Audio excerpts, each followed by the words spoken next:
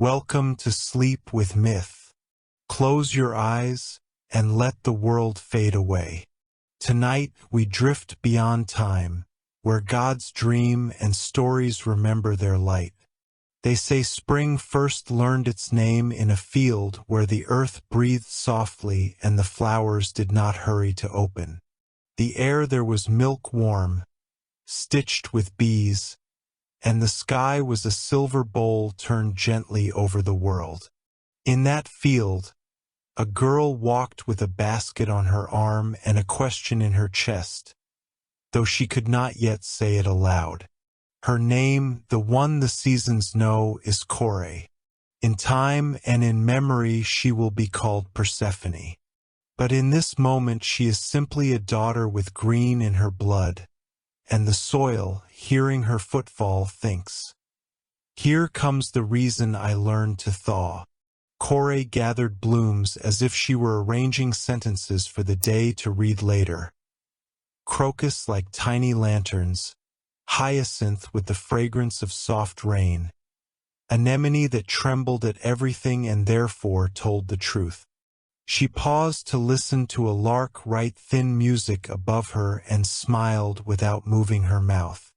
There was a quiet skill to her gathering. She never tugged, she asked. Flowers yield gladly to a hand that knows gratitude. From the edge of the meadow the river watched. Rivers always watch. It carried the memory of mountains in its cool mouth, and when Kore knelt to refill the clay cup clipped to her basket, the water rose eagerly to greet her fingers. "You are new and ancient at once," the river murmured as only rivers can. "Where you step, the soil remembers itself." She drank and tasted stone, sun, and something like thunder far away. Demeter's shadow stretched not far behind, long and tender over the grasses. The goddess of harvest did not walk into the scene, but every sheaf knew her regard. She had sent Kore to gather gently, to read the meadow's language, to return by noon. Demeter taught by leaving room. The lesson grows better when given light. Yet the mother's heart never ceases its small, skilled worry. She counted breaths and clouds, measured the distance between a daughter's curiosity and the edges of the world. In the wood, a wind passed through pines and made the sound of a low bell. The bell was not a warning, only a naming. Somewhere beneath, not far and not near, a road lay folded under roots and rock, a road that did not seek, that simply was. Along that road, lamps slept in stone hollows. Along that road a door had been shut since before butterflies learned the trick of balance. This is the place where the earth wears both mask and face. The living call it below, the wise call it within. Kore felt the bell without hearing it. She set a sprig of asphodel into her basket and paused. Her own shadow touched the shadow of a poplar. The two met like shy cousins at a festival. A thought as soft as pollen moved through her. The world is larger than its colors. Somewhere, another green waits with its light turned inward. "Mother?" she called, not with her voice but with the habit that held her safe. The habit answered, "Gather, breathe, return." She nodded, and yet the meadow's far edge drew her as if it were a sentence that had begun and was waiting for its verb. There are gods who stride. There are gods who lean. There are gods who arrive by becoming the silence you finally notice. Hades is of the last kind. He does not break the earth. He honors its seams. He does not shout. He speaks in the grammar of gravity. Even now he does not stand in the field, does not linger behind a tree. He is present the way a deep lake is present, lending weight to the surrounding hills, teaching birds to arc rather than flit. And because Kore is true to what is, she senses him in the same way one senses depth when standing near a well. "Who waits?" she asked the meadow, still tenderly, for Kore had learned the courtesy of questions. "The part of day that knows where night begins," answered the grass, which always tells children what it will not tell kings. Kore tied her hair with a strip of linen the color of cloud and walked toward the shimmer at the field's boundary. A small white dog followed, her companion in almost everything, ears alert to wonder. At the hedgerow a path leaned down. It was not a hole, not a rent, but a fold where the world, heavy with stories, had creased itself slightly. She touched the crease and felt the coolness of unlit halls, the careful attention of those who count differently. She could have turned back. She could have told herself that anemone wilts if the basket waits, that Demeter's stew tastes best when stirred on time. The day would have accepted such choices and folded them into its gentle totals. But the question in her chest, the quiet one, had grown a leaf and then another. It needed shade to learn its shape. Kore stepped onto the path, and the dog, faithful and small, trotted beside her. The light did not vanish. It thinned, as if strained through honeycomb. The air smelled less of milk and more of mineral. The sound of bees gave way to a sound like breath sleeping. She placed a hand on the wall and felt it breathing too. Rock remembers pressure, pressure remembers mountains, and mountains remember fire that learned patience. With each step, Kore named what she did not fear. "I do not fear coolness. It rests my skin. I do not fear shade. It protects unready seeds. I do not fear quiet. It returns the voice its echo." The path appreciated being spoken to and grew smoother. Stairs revealed themselves not as imposition but as consent. You may go, you may know. At a turn, a small figure waited on a square of stone. He was not a boy and not a man, not a bird and not a tree, yet he had a messenger's tilt to his head and sandals that remembered air. "If you are lost, I am found," he said cheerfully, and his eyes contained maps instead of pupils. "Hello, Hermes," Kore said, "because names arrive with their own light. I am not lost. I am following a quiet, a trustworthy guide." Hermes nodded. "The quiet you follow knows the way better than I, and better than you. But I will walk until the next turning, because turning is my craft." They went together, girl, dog, and god with wings, until the wall widened to admit a hall. Torches woke without smoke, as if fire had learned to whisper. The floor grew level, the air both older and kinder. Hermes pointed to a mark chiseled above an arch. A seeda of wheat rendered in stone, a joke someone long ago had told to time. "Your mother and this place have been writing letters through the centuries," Hermes said. "They do not agree on ink, but they agree on paper." "I feel no battle," Kore replied, surprised at her own ease. "Only a door preparing to be a threshold." He smiled, pleased both at her phrasing and at the door. "Then walk," he said. "Every threshold longs to complete its sentence." And because he is Hermes, he was gone, not rudely, but like a thought that has finished being necessary.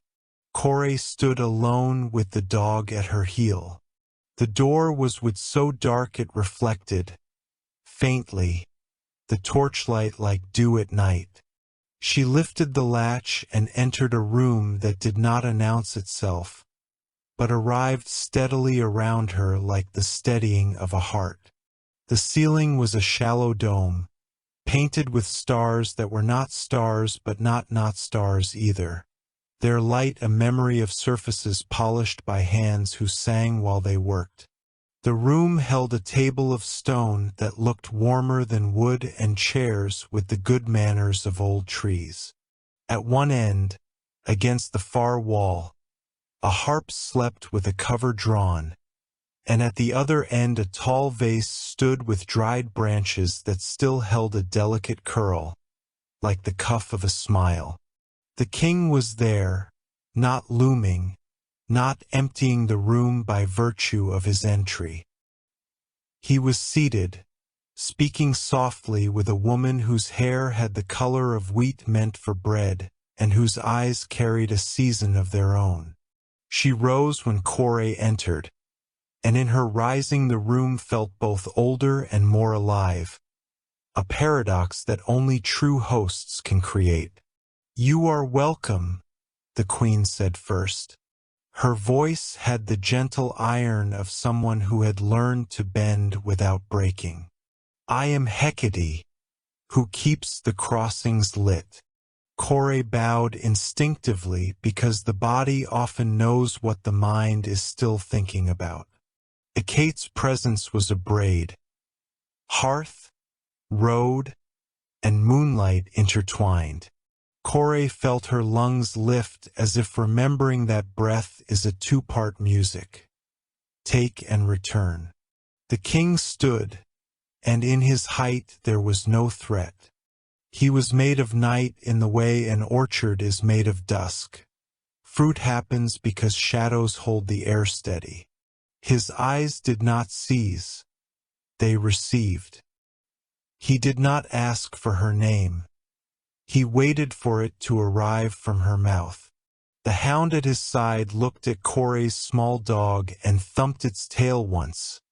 A greeting from storm to teacup.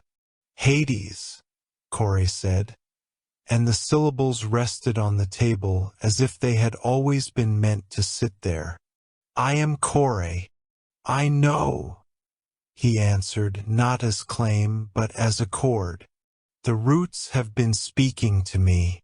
They said, 'The one who listens to bees is listening to us.'" She smiled a little, surprised to feel the laugh inside her arrive like a lamp lit in fog. "Roots are honest," she said. "They have nothing to sell." Hecate poured water into cups that were heavy in a friendly way. "Do not rush," she advised them both.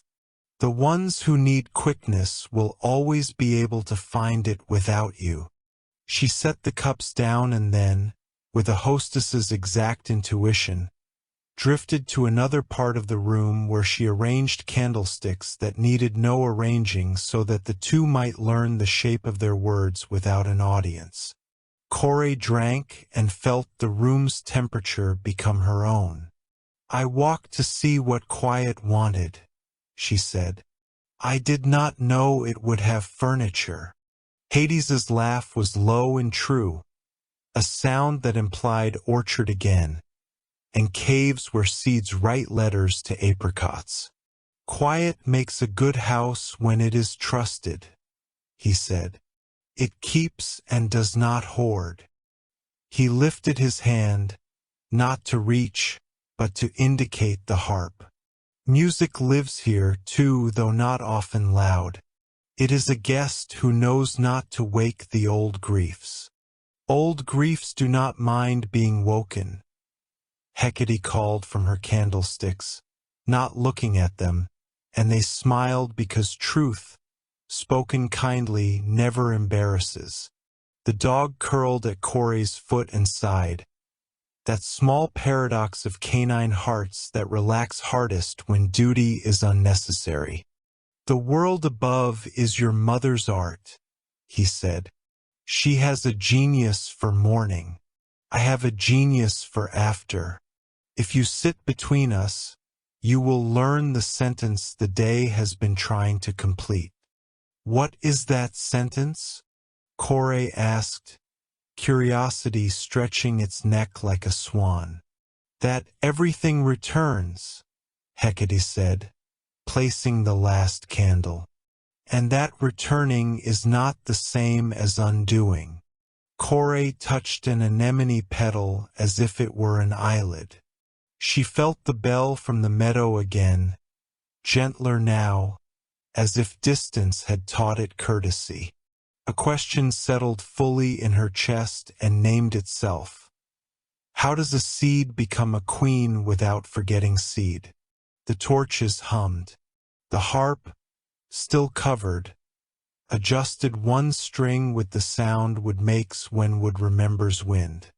Hades waited, and his waiting was so skilled it constituted a gift. I do not know what I will become, Kore confessed, but I trust where this room points. Not down, Hecate said. In. Hades smiled, and all the lamps seemed perfectly satisfied with their brightness. Will you walk the garden? He asked, and how gentle the word garden sounded in his mouth, not as contrast to anything, but as continuation. They left the table, carrying with them the sense that sitting had taught. The corridor beyond opened like a river and then narrowed like a hand. They passed carvings Hecate named softly, small stories about stars that had borrowed other names for a while. The air grew greener, and Kore's basket, without her knowing, lightened. The flowers wanted to see. The first garden was not what she expected. No tormented trees, no iron roses. Instead, an orchard of pomegranates at ease, leaves glossy as if polished by slow rain. The fruit glowed with the color of remembered embers, every rind a hush. Between the rows, channels of water threaded, singing a low song about patience. On a bench of smooth stone sat an old woman weaving with a shuttle made of bone, and though she saw them, she did not look up. She had learned that threads behave better when not admired too much. Kore stepped under a bough and felt shade the way one feels belonging. A pomegranate at eye level thrummed faintly, the way bees hum when considering joy. Hades watched with the patience of soil that knows it has centuries. Hecate stood at a respectful angle, as if guarding an invisible crossroad that ran between Kore's past and Kore's unbegun name. Fruit is a library, Hades said. Each seed a stanza. To eat is to read. To swallow is to remember. Kore lifted her hand and then set it back on the basket. She was not ready to read.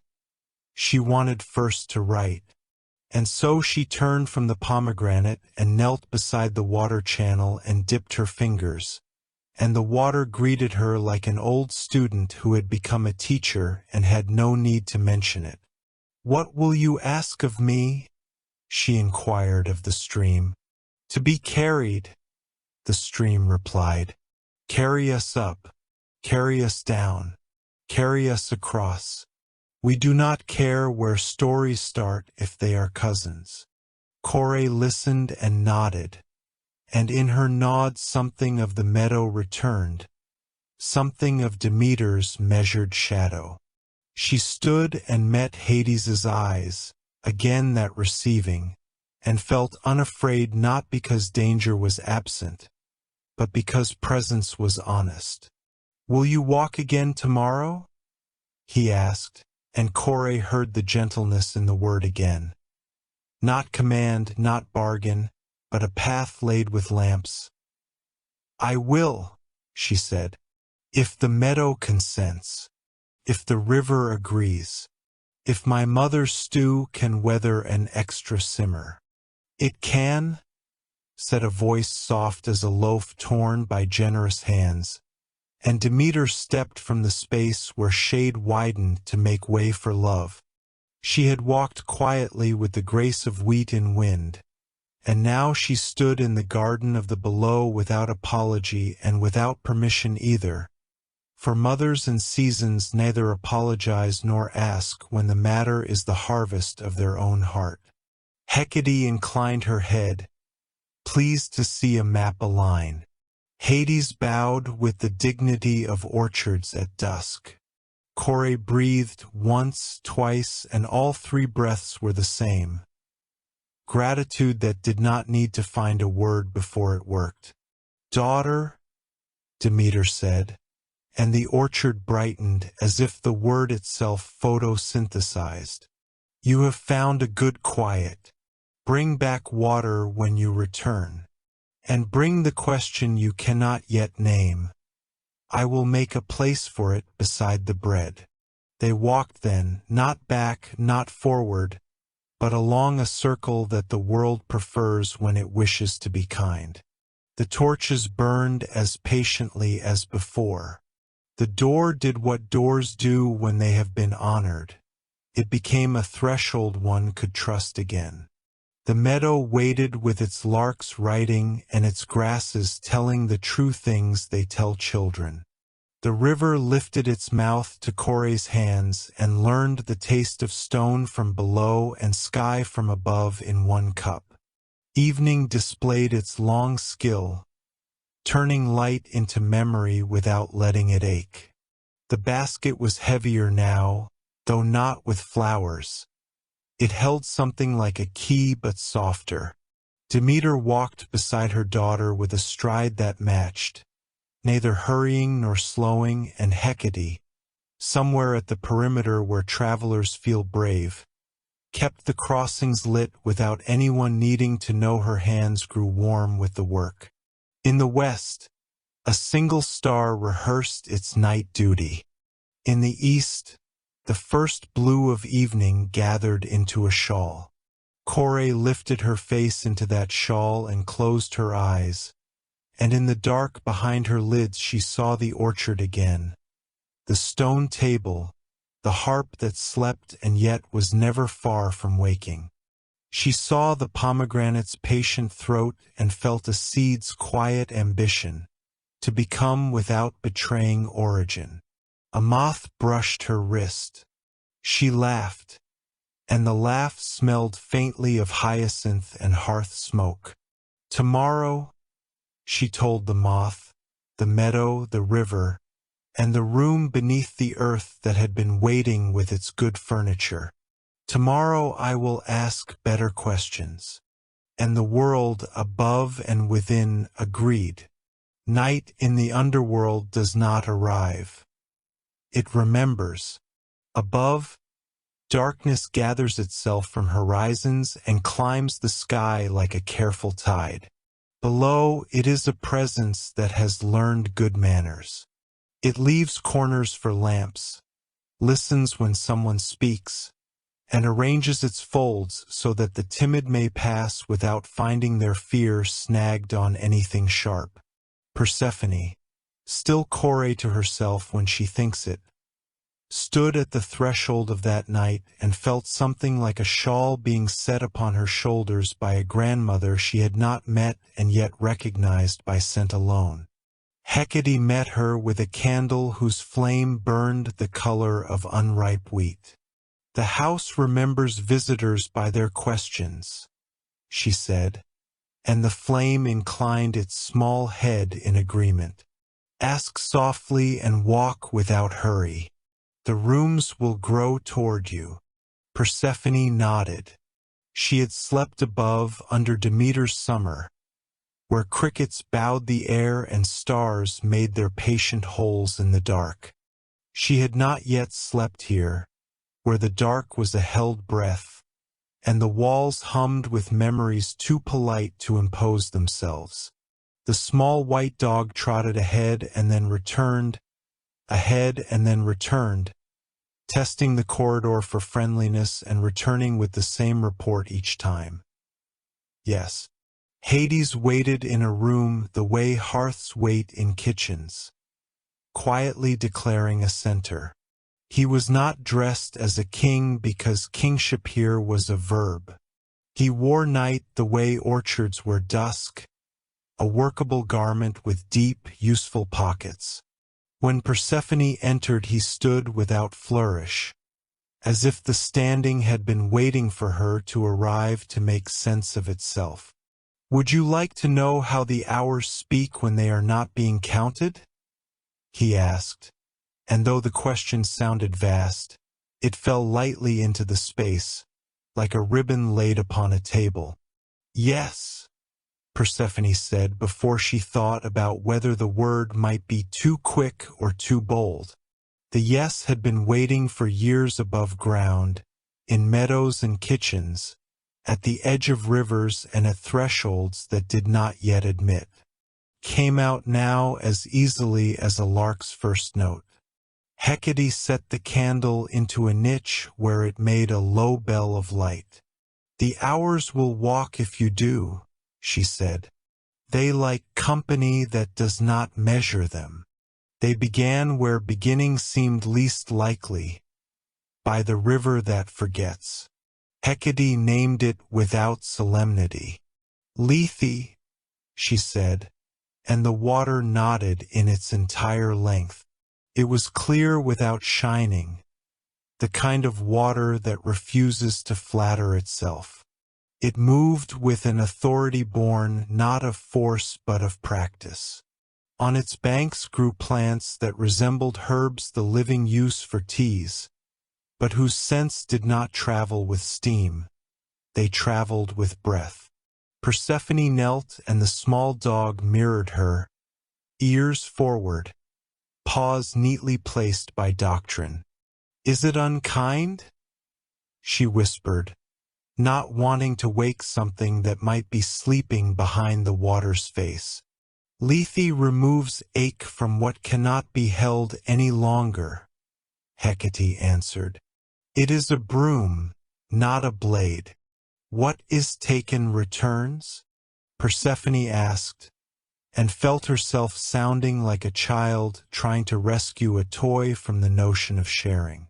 "In a different grammar," Hades said. "Forgetfulness is another tense of memory. What you cannot carry goes on ahead and waits where you can meet it without being broken." Persephone thought of Demeter saving seeds, how her mother kept them in small cloth packets tied with thread, labeled not by breed but by stories.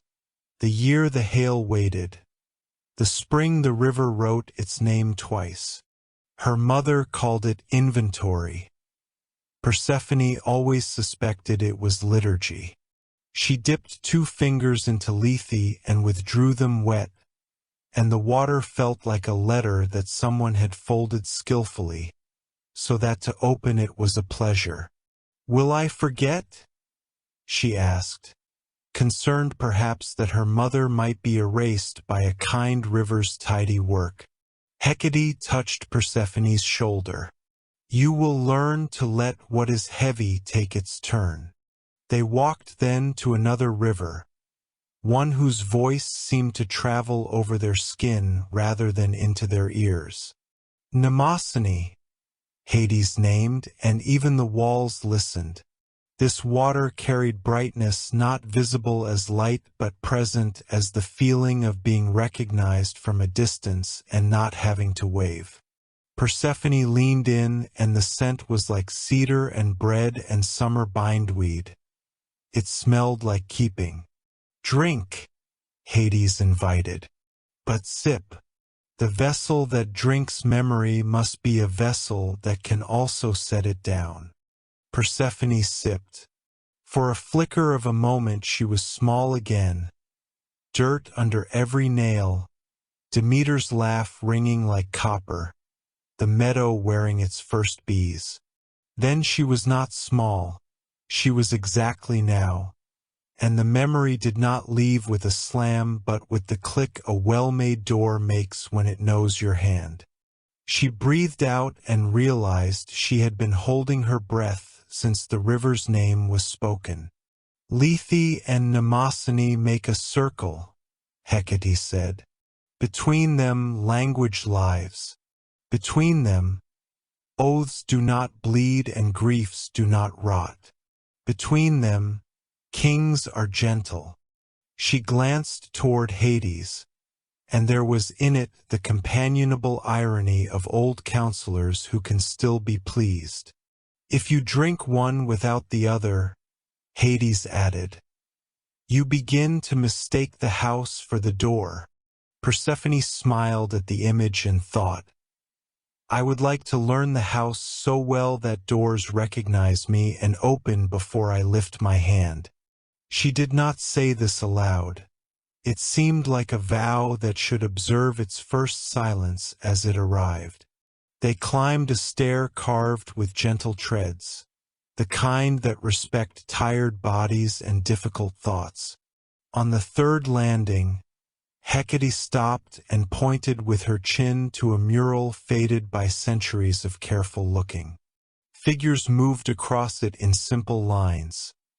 A woman lifting a torch, a man holding a bough, a girl walking between. It was modest art, free of the flattery of gold or jewel. People think a queen is crowned once, Hecate murmured. It is not so. Crowning is a repetition. Every morning requires a courage that resembles the first. Then a queen sleeps to learn crowning, Persephone said, surprising herself with the shape of the sentence, which felt like a garment she had grown into without knowing when exactly the sleeves had come to fit. Hecate's eyes warmed in approval that did not make Persephone feel like a student being praised, but like a traveler being handed a better map because she has already proven she does not tear maps in frustration when roads bend. The corridor opened into the house of quiet. It earned its name not because no one spoke here, but because every sound had a place to sit. On shelves were set small vessels of clay and stone, each with a symbol etched or painted on its side. A leaf, a single eye, a key turned sideways, a hand with its palm open and a line drawn across it. These are kept dreams, Hades said, not of the dead alone. The living abandon dreams as one abandons coats at unexpected springs. We hold them until the weather changes again. Persephone lifted a vessel and felt it vibrate faintly, as if it were listening for the context of being held. She did not open it. She simply stood still enough to let whatever was inside know that hands could be houses too. She replaced it and chose another, and this one trembled like a leaf that has learned to be brave. Her small dog chose a place near her shoe and set his weight down with the articulate sigh by which dogs profess love. What happens if a dream is never collected? Persephone asked. It is read by the house, Hades said, and taught to the lamps, and then the lamps teach it to the walls, and then the walls teach it to the next dream that wanders in feeling useless. He said this without poetry, which made the poetry in it more solid. They sat a while on a bench that had the exact right distance for confidences that want to be neither too brave nor too shy. Hecate drifted elsewhere, attending to a hinge that might want oil and pretending that this was more important than giving two people room to hear their own voices.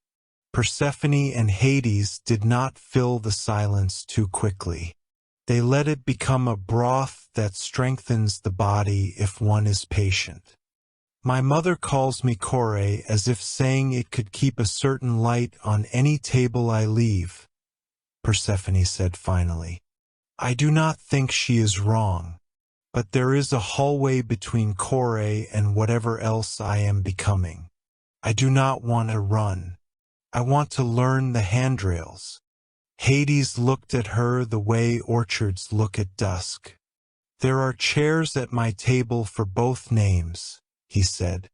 You may sit in one and rest your elbow on the other whenever that will teach the marrow of you to trust each room's purpose.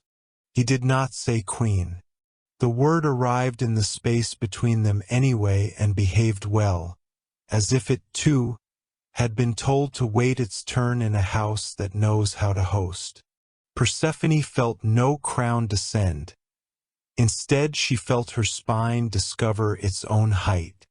Even the dog adjusted his posture as if to say, yes, this is how we sit when night is telling us the truth. Hecate returned with a tray of bread and figs and a little dish of salt that looked like snow that never forgets spring. Eat, she said. Hunger gives bad advice when it is bored. They ate, and the bread was the sort that proves ovens can be schools of mercy. Persephone thought of Demeter's hands dusted with flour, and her chest ached in the healthy way muscles ache when they first recognize the work they are meant for. May I tend something? Persephone asked after the crumbs had learned to rest. A plant, a gate, a story? I learn best by carrying. Hades gestured toward a small courtyard visible through an archway where the dark had been trained like a vine to allow one square of sky that the below keeps for visitors. There is a garden of night bloomers that favors unassuming attention. They went to it together. The garden did not surprise her. It agreed with her. Moonflowers opened with the politeness of temples. Night-blooming jasmine wrote paragraphs in the air. There were pale peonies whose petals held a sheen like the inside of shells, and a vine that wore bells that did not ring but held the possibility with such dignity that one was relieved it never felt compelled to prove itself. Persephone knelt and learned the dirt here the way one learns the voice of a dear friend in the next room. Grow, she told the soil, in the direction that makes staying easier for those who must. She did not know why she said must, but the garden did. It loosened very slightly, and she felt somewhere far within a seed change its mind about where to throw its root first. Hades stood beside her without shadowing her work, and yet his presence thickened the air in ways that made roots bold. You speak to the soil as if it had ears, he said, smiling in the way a question chooses to be kind. It has, Persephone answered simply. It has more than ears. It has a memory of everything that ever trusted it. She looked up then and met his gaze without accident. You do too. He accepted this without shrug or denial. There are compliments that are insults because they ask for payment. This was not one of those. It was a naming that let the named keep his pockets unturned. If you tend this garden, he said, I will tend the lamps along the path that brings you here. Some nights the world above will list toward storm. You will not need to send word. The lamps know which doors must throw their light farther. Persephone worked until the small dog's yawns aligned with the list of tasks she had made without writing. She rose with dirt on her palms and pushed her hair back with the back of her wrist because once you begin to speak with soil, it requests certain rituals that hands quickly learn. Hecate returned to show her the room where she would sleep if she slept here, and the room came forward to meet them, its bed wearing linen the color of cloud, its shelf holding a clay cup that had been placed there before anyone thought to need a drink in the night. Will you stay? Hecate asked, not as a transaction but like a crossroads asking the feet whether they prefer one path's song tonight. Not yet, Persephone said. I have a mother who listens for my steps. She did not say the words that followed inside her. And a mother has a hunger that no bread satisfies unless I bear it to the table myself. Hades inclined his head as if agreeing with a decision he would have made for her if she had been too tired to make it. "Walk with lamps," he said, and 3 lanterns lifted themselves from hooks and decided to behave like quiet birds. They returned to the threshold that had been eager yesterday and dignified today, and on the sill Demeter waited. The goddess was weather, but she was also house, built for capacity, incapable of forgetting what she shelters. Her eyes saw everything and decided to greet first what they most loved. "Kore," she said, and the walls above ground understood that they belonged to a world where names travel well. "Mother," Persephone answered, and handed her a small clay jar. Inside was water from a channel that had learned patience.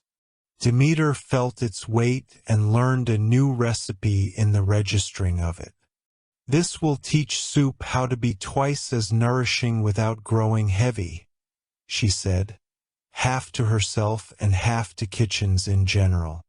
They walked home together along the path that knew how to remove pebbles from a daughter's sandals without needing to be thanked by name.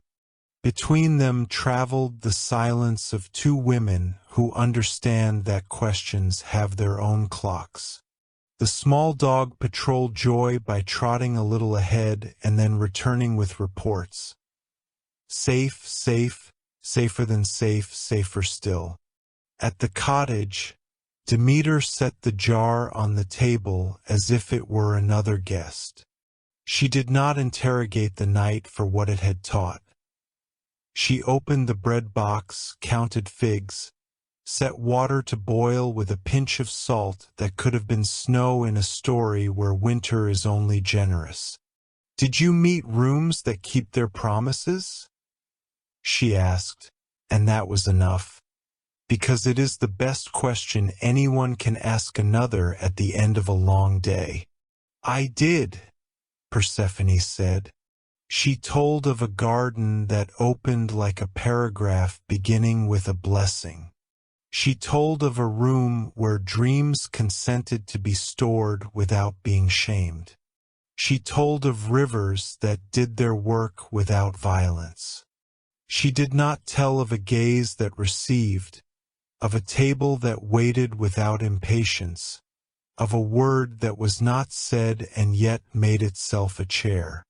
Those would be for later, perhaps, or they would be for the part of her that was learning to keep the shape of quiet even while speaking. Demeter listened as women who have trained fields listen, with hands that keep moving while hearts set out additional plates for truths that might arrive late and hungry. When Persephone had finished, Demeter lifted the jar again and poured a little of the water into the pot. The smell that rose had nothing of the underworld in it. It had the kitchen, the oldest altar any house knows. "Tomorrow?" Demeter asked. "Tomorrow," Persephone said, "if the meadow consents, if the river agrees." She paused, hearing herself. "If the lamps along the way are tended." Demeter's mouth tightened, not in disapproval, but in the work a heart does when it rearranges furniture to make space for a piano it did not expect to live with but cannot bear to send away. "I see," she said, and because she was truth's friend, she added, "I will learn the shape of these lamps." They ate, and the soup behaved exactly as the river had promised. After, Persephone stood at the door and felt the field breathe under the first star, and thought it sounded like someone she would one day speak of without having to explain the entire architecture of the room in which he sat. She slept in linen that had been sewn so thoroughly that even the moon smelled of warmth, and she dreamed of a garden that was not below and not above, but exactly where two worlds exchanged their gifts without making receipts. In the morning, she woke before crickets had finished closing their shop and went outside to greet the soil by name. It had learned new vowels in the night and offered them without pride. She gathered a handful, let it run like dark water from one palm to the other, and returned it because belonging is a circle. When she turned, Demeter stood at the threshold with a basket and a face that had decided not to pretend it was not practicing bravery. "Walk?" her mother asked. "Walk," Persephone answered. They walked to the meadow that knows both their footsteps and does not make a fuss about it. They gathered the day's first hyacinths and did not hurry them. They listened to the river write a longer letter than it usually had time for. When the sun found its balance and did not wobble, they turned toward the crease in the world. The lamps were already awake. They had the behavior of birds who have discovered that nests become larger when friends are made welcome without audition. Demeter placed her hand on the rock with the kind of gentleness that farms use for sick lambs, and the rock approved. "If you are teaching my daughter a new grammar," she said to the earth, "I will learn the alphabet, but I will not let the parts of her that are still vowels be treated as consonants. The child must sing before she is asked to lift. No one lifts here before they have learned resting." Hecate's voice came from within, and Demeter nodded, not because she accepted another's authority, but because she recognized the accent of someone who keeps crossings for a living and does not let tired travelers go to the wrong village out of politeness. Persephone entered, and the house of night arranged its folds again, making a seat for hope, a hook for fear, a drawer for the old handkerchiefs that love keeps even when they are thin from use. Hades met her in a room where the harp had finally been uncovered. He did not say good morning because mornings are territorial and here the day preferred not to choose. He said only, "Will you help me water the library?" Which is exactly the sort of question one asks if one lives in a house where books are not afraid to be vines and vines are not afraid to be hymns. They watered the library, which is to say they read 3 kept dreams aloud very quietly and put the vessels back in the right order, which is to say they learned the part of caretaking that looks like worship without asking worship to change its clothes. When they were done, Persephone stood a little taller in a way that hurt no one, and the dog, pleased with 2 worlds, slept in a patch of sun that had come a very long way to find this floor. The hours did not knock. They sat down with them like patient, intelligent relatives who know better than to offer advice before the second cup of tea. Persephone looked at those hours and wondered how many of them would be required to ripen a name. She was not anxious. Some fruits ask for frost before sweetness. She had time, and where she was learning, time had her. The underworld does not sleep. It rests in intervals of breathing stone. Its night is not a curtain drawn, but a pulse that moves in time with every unseen root above.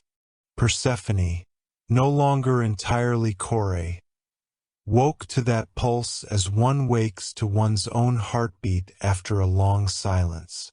The garden outside her chamber waited, not with impatience, but with the kind of patience that the sea teaches cliffs.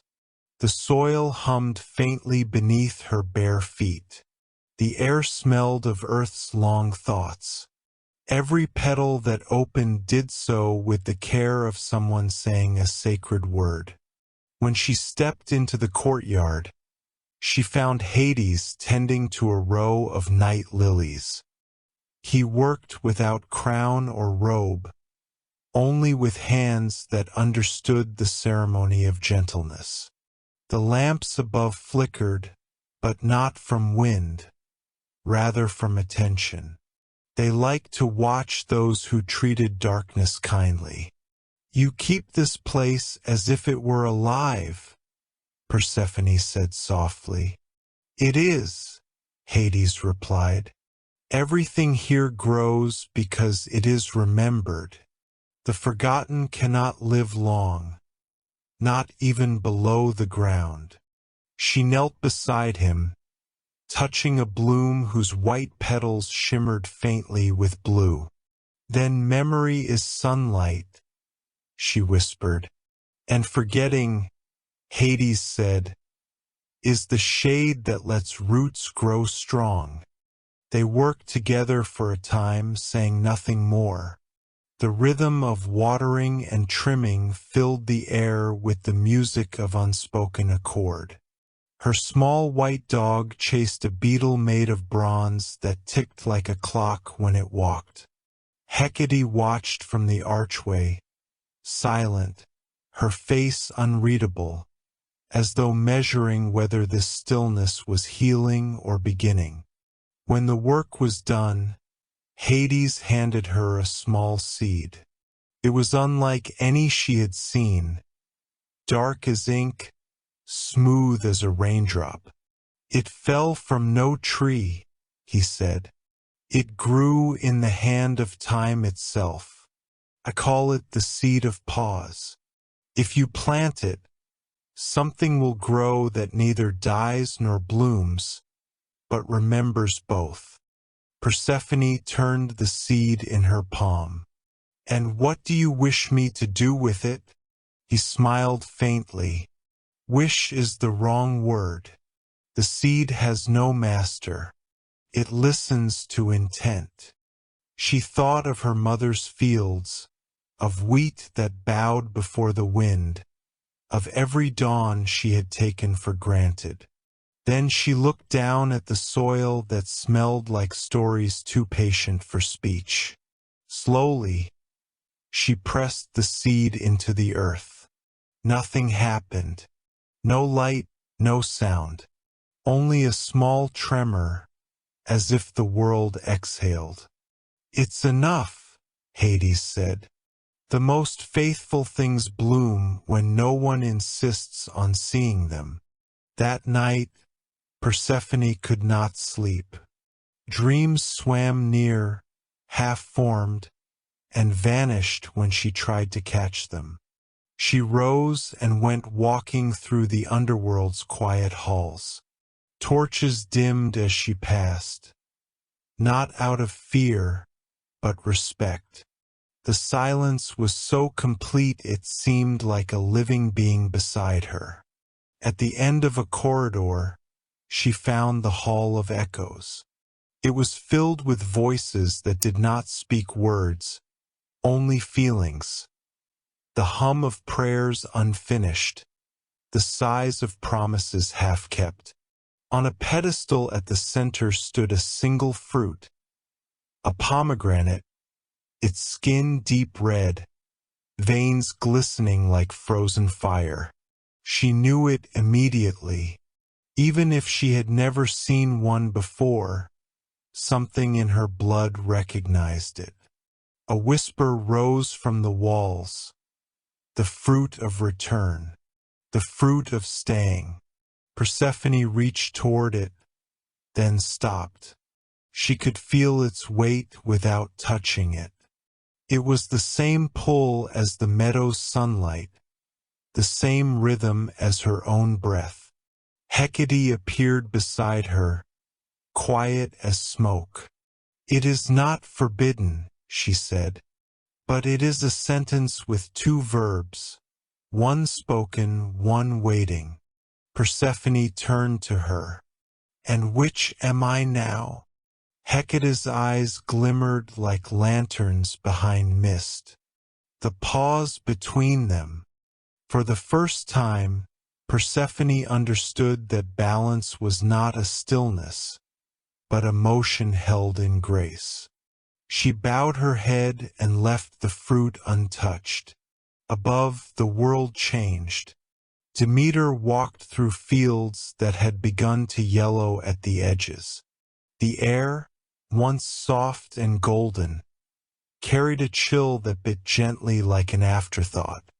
The people whispered prayers over the soil, but their harvests grew slower, quieter, as though the ground itself were waiting for permission to breathe again. She felt it, not anger, but absence. The world's rhythm was missing one heartbeat, one echo. Each morning she rose before dawn and looked east, where Persephone once laughed among the wheat. The laughter no longer came, but she still heard its shape.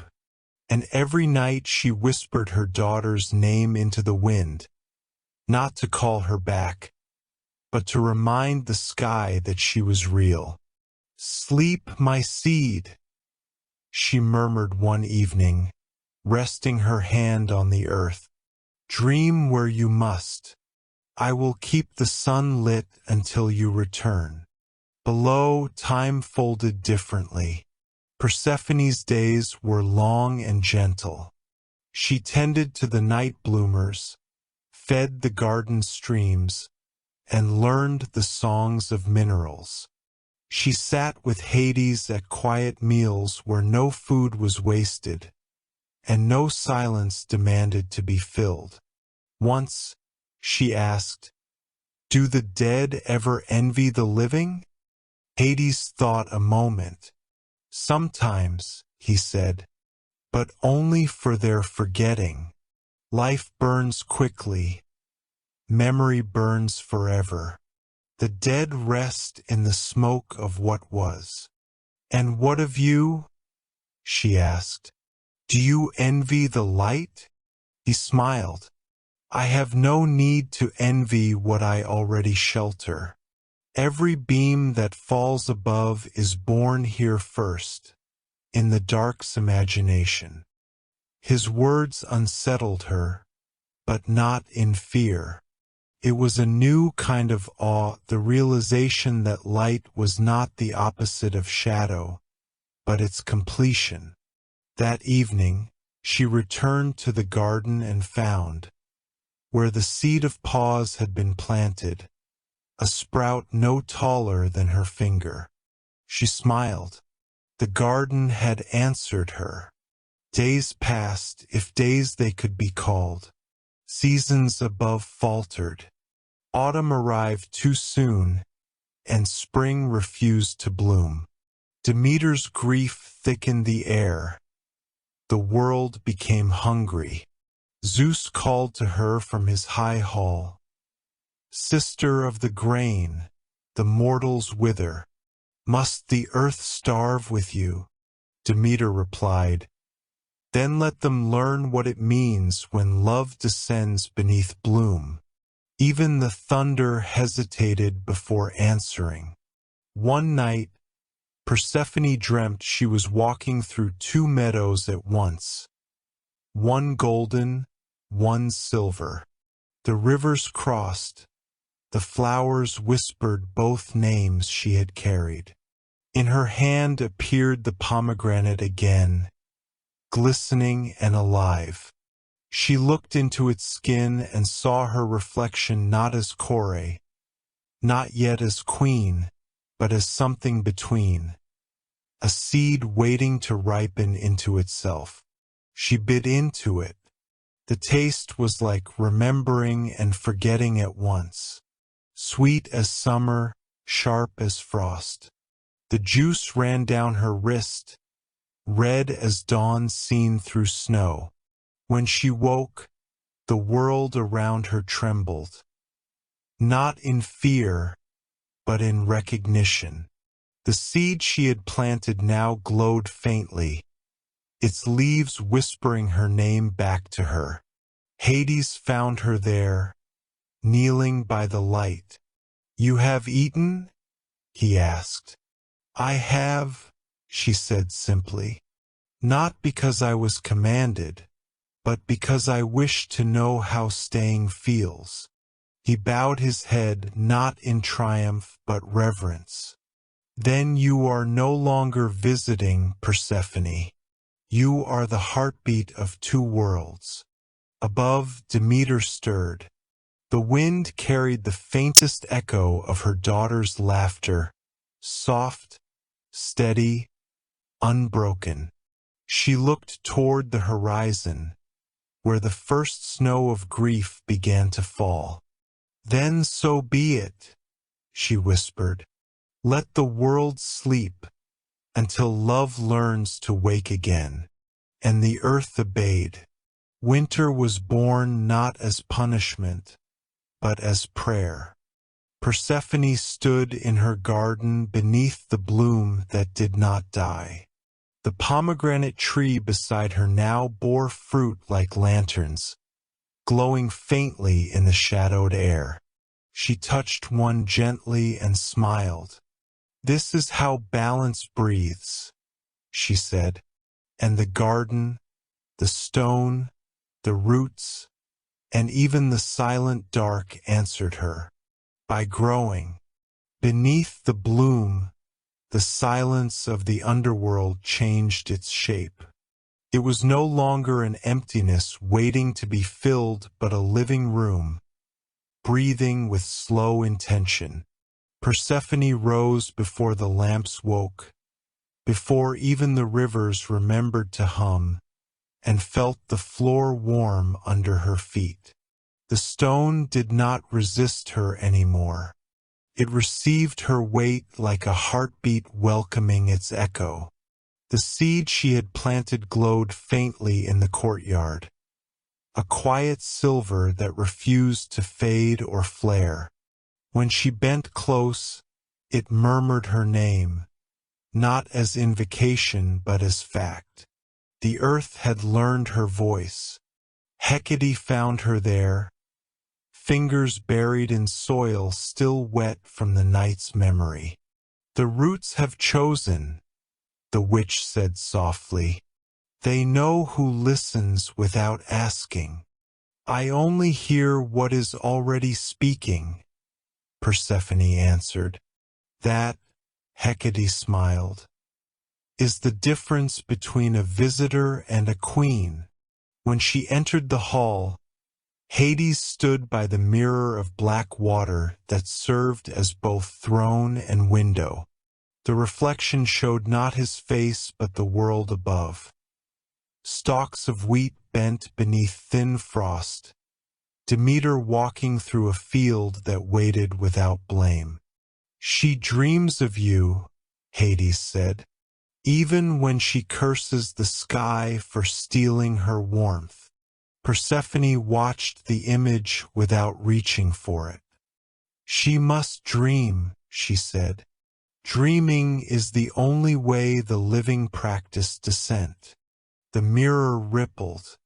In the trembling surface, her own face appeared, older now, not in years but in depth. She touched the water, and the image steadied as if recognizing its master. Do you see a prison? Hades asked. She shook her head. No, I see a reflection that has learned to look back. That evening, she walked through the caverns that opened beneath the palace. Each chamber carried a different echo. The sigh of forgotten kings, the lullabies of lost mothers, the laughter of children who no longer feared sleep. Every sound, every trace of what once lived had found shelter here, not as ghosts but as stories that refused to end badly. Persephone stopped before a wall carved with hands, thousands of them, small and large, pressed into the stone. What are these? She asked. The touch of those who crossed, Hades said. Each hand marks the moment they accepted that ending is another word for remembering differently. She placed her own palm against the wall. The stone pulsed beneath her skin. It was not cold. It was warm with everything that had ever tried to love and failed only in language. She closed her eyes and whispered, "Then may every ending find this mercy." The wall whispered back, "It already has." In the days that followed, Persephone learned to listen to more than words. She could hear the tremor of veins beneath marble, the breath of roots deep in rock, the sigh of metal before it became a tool. She learned that darkness, when unafraid, hums like a beehive full of patient light. The souls began to approach her, not to beg, but to remember themselves. They came carrying fragments, a song unfinished, a promise broken, a story left mid-sentence. Persephone received them all. She did not judge, she wove. Each fragment became a thread, and soon her hall shone with a tapestry that shimmered like dawn seen through obsidian. Hecate watched her work. "Do you know what you are weaving?" she asked. "The sound of stone learning compassion," Persephone replied. Above, Demeter felt something change. The frost did not bite so cruelly. One river dared to thaw. She looked to the horizon and saw a faint blush, not of spring but of promise. "She breathes," Demeter murmured. "Then so shall I." In the underworld, Persephone began to dream waking dreams. She saw fields of ash turning to soil, rivers of shadow turning clear. In those dreams, she spoke to the stars through miles of rock, and the stars answered with patience. "You are not beneath us. You are the root of our light." When she told Hades, he nodded. "Then the balance is learning your name." "I thought balance was a crown," she said. "It is," he smiled. "But crowns are only the memory of circles." One day, a spirit came trembling, carrying the last memory of a girl who had died without saying goodbye. The spirit laid it before Persephone, a single feather pale as dust. Persephone held it gently. "Do you wish me to forget?" she asked. "No," said the voice within the feather. "I wish to be remembered kindly." She breathed upon it, and the feather dissolved into light that rose toward the ceiling and vanished into the stone. The whole chamber brightened.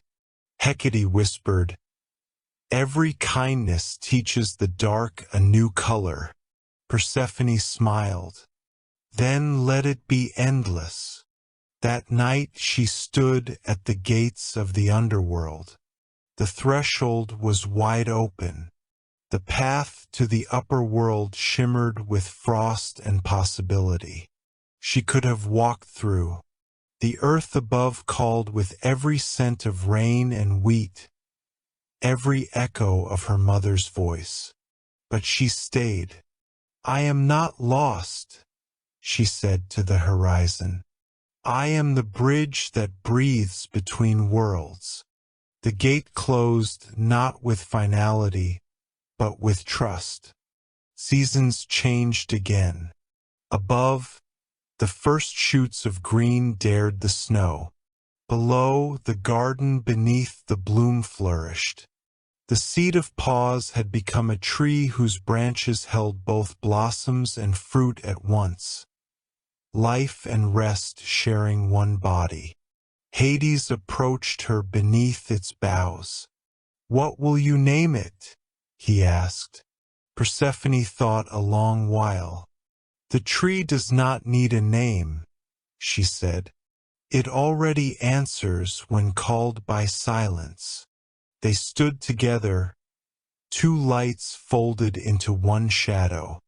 Around them the underworld sang, not of endings, not of death, but of keeping. The song rose through the stone, through the rivers, through the sleep of mountains, until Demeter heard it in her dreams and smiled. And for the first time since the world began, spring and winter shared the same breath. Thus began the reign of Persephone, the queen who listens to stone, the one who hears what the living forget and teaches the dark to bloom. The underworld had grown gentle, not brighter, not softer, gentle, like water smoothing its own stones. Persephone rose from her bed of woven roots, and for the first time she did not need the lamps. The dark itself knew her outline, memorized her breath, and shaped itself accordingly. The tree she had planted, born of a seed that remembered both rest and rising, now filled the courtyard with silver leaves that did not fall. The branches murmured faint songs of balance, and where the fruit ripened, it glowed from within like sleeping suns. Hecate stood nearby, watching as Persephone touched one of the fruits. "When you speak to them," said the witch, "the air stills." "They listen," Persephone said. "Silence has roots deeper than light." Days, or what passed for them, moved in tranquil rhythm. Souls came and went through the halls like tides that no longer feared the shore. The gates themselves had learned restraint. They did not open for grief, only for grace. Persephone's presence had taught even the threshold how to breathe. When she sat upon her seat of dark marble, she no longer felt weight upon her shoulders. She felt pulse beneath her palms. The underworld lived not because it had been conquered, but because it had been understood. Hades watched her quietly. "Do you know what you've done?" "I have listened," she answered. "That is rarer than rule," he said. She turned to him and smiled, a slow sunrise in reverse. Listening is rule, if the world is willing to speak. Above, Demeter walked among bare trees. Snow pressed against her hem, yet she felt no hatred for it. The wind, once an enemy, now carried whispers of warmth that defied season. At night she dreamt of soil that sang, of roots that glowed with voices she almost recognized. "Persephone," she would whisper in sleep, "the silence between our hearts grows kind." When she woke, she found frost flowers blooming along her window, delicate, impossible, and utterly alive. She understood then that loss was not the opposite of presence.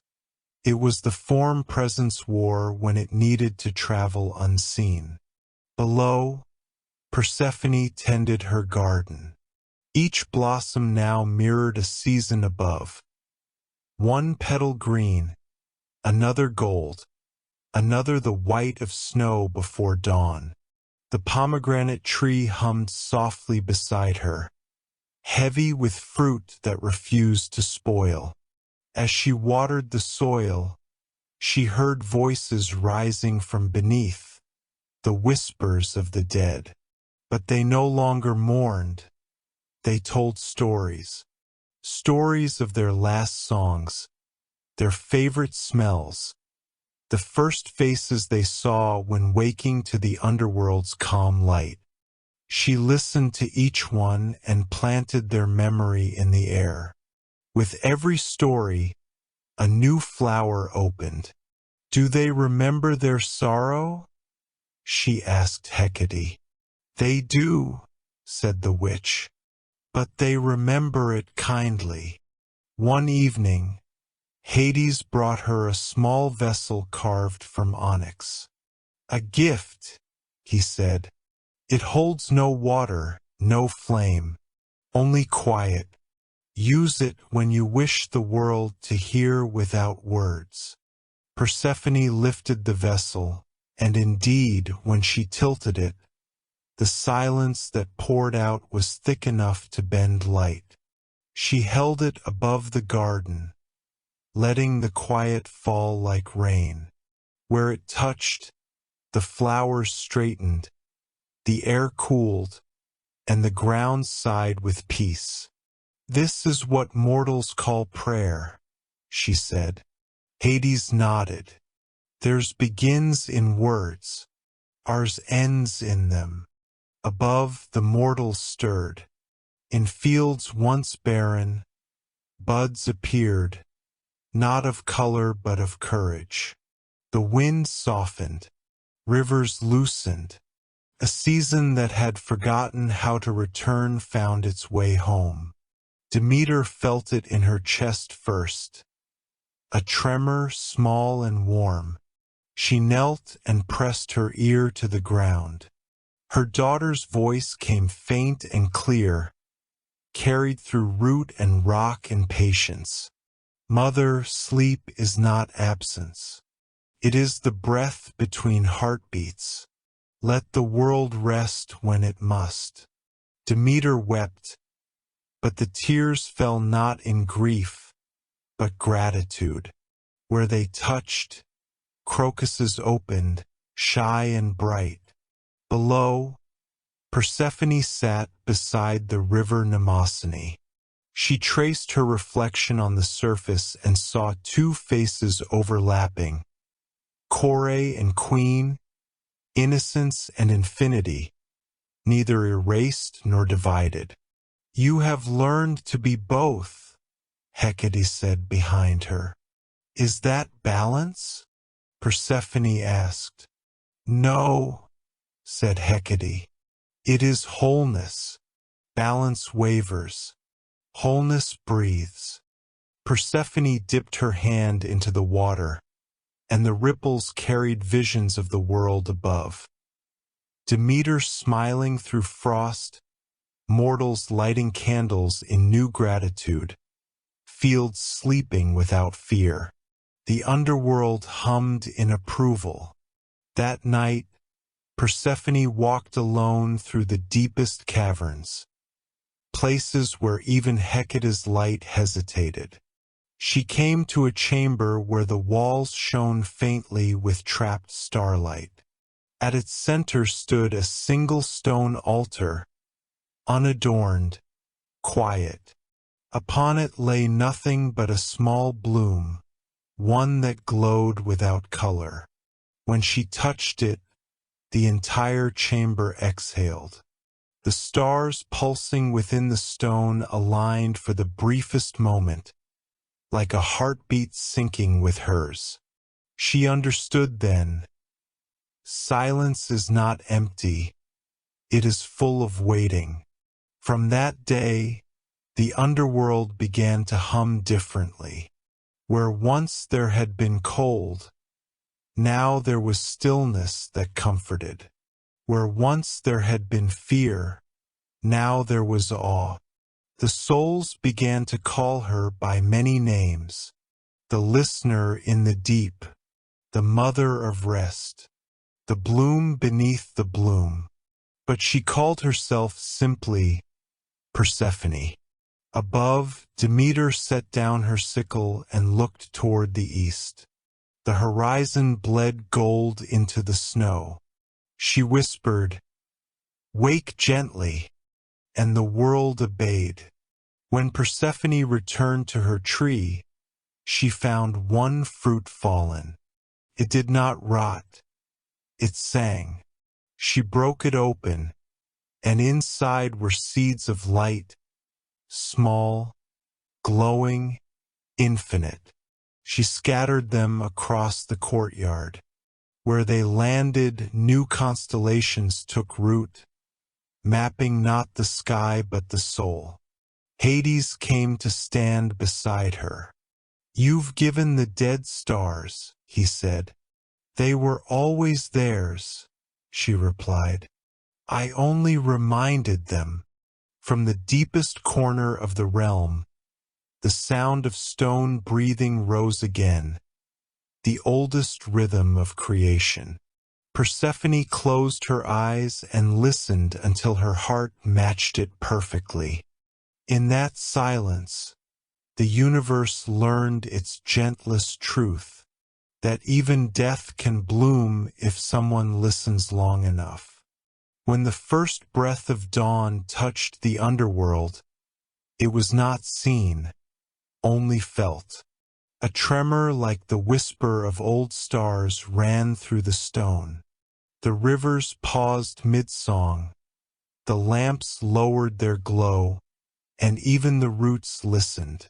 Something vast was remembering how to begin again. Persephone stood in her courtyard, where the tree of pause shimmered with its twin lights, silver of stillness and gold of growth. She placed her hand upon its trunk and felt both heartbeats. The earth's above and the earth's below, align like lovers who have finally learned to dance in silence. "Is it time?" she asked softly.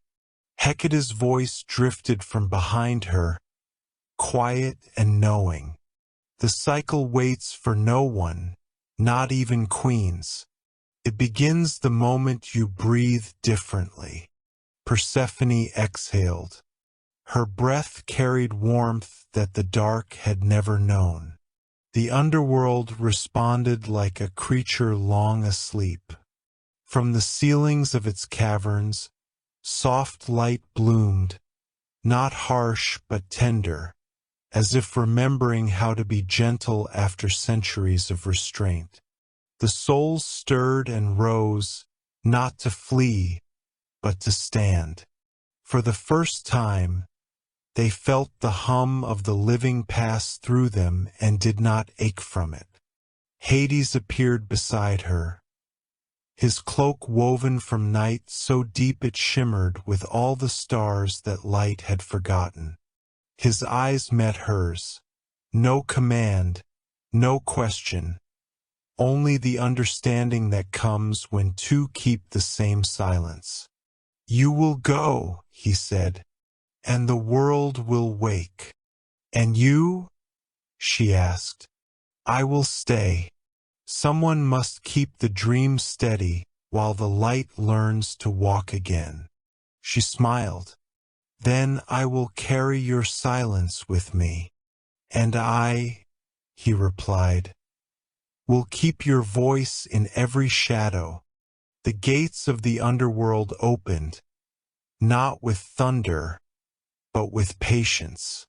Their golden hinges moved like the breath of dawn itself. Persephone stepped forward, her small white dog trotting ahead, tail swaying like a metronome for the rhythm of creation. The air changed around her. The scent of earth became the scent of sky. She rose through soil and stone, through memory and forgetting, until her fingers brushed roots that still whispered her name. Above, frost melted where her shadow passed. Demeter felt it before she saw it.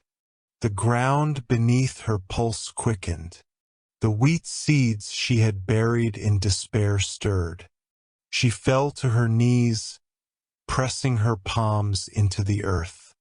And there, like spring remembering its own voice, Persephone's light reached the surface. The soil broke open, not in violence but in joy. From its heart rose her daughter, crowned not in jewels, but in dusk and dawn interwoven. The air shimmered with the scent of life reborn. "Mother," Persephone whispered. Demeter covered her mouth, half in disbelief, half in gratitude too ancient for speech. She rushed forward and embraced her. The ground beneath them responded, flowers pushing through in every color that love could imagine. "You've changed," Demeter said softly. "So have you," Persephone smiled. "We both have learned how to let the world rest." Demeter's tears fell into the soil, and where they landed, tulips sprang up, warm, patient, forgiving. "Then come," she said. "The fields wait to know your footsteps again." As Persephone walked across the land, the seasons unfolded like a song remembering its melody. Snow retreated without bitterness. Rivers stretched their spines and sang. The wind tasted of wet grass and renewal. Everywhere she stepped, light did not banish shadow, it danced with it. Children laughed in their sleep, animals woke without fear, and the air itself grew fragrant with stories. Farmers felt their fields breathe again and offered silent prayers, not to the sun, but to the dark that had learned how to keep warmth safe. High above, Zeus watched and smiled the quiet smile of storms that have decided to be kind. Even the stars seemed to burn slower, as if to give mortals more time to notice them. At night, Persephone sat beside Demeter under the first moon of spring.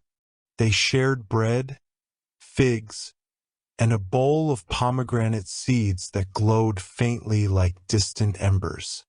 "Do you still fear the dark?" Demeter asked. "No," Persephone said. "The dark fears nothing when it is listened to." Demeter nodded, tracing her fingers along the table's edge. "And will you return?"